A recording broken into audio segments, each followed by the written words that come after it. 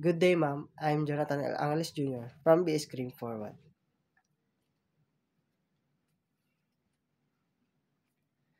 Rights guaranteed during custodial investigation. Right to counsel. The person has the right to competent and independent counsel of their choice.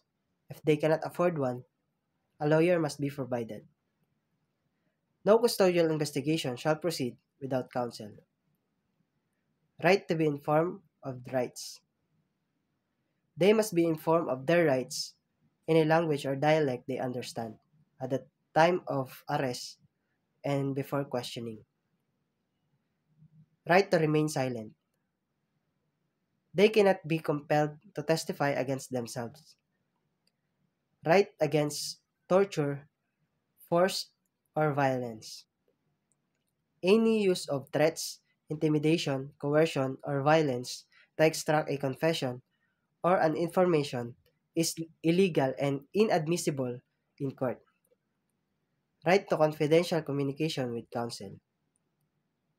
Communication between person and their lawyer must be private and confidential. Right to visit and confer privately. The following the following have the rights to visit and confer privately with the person.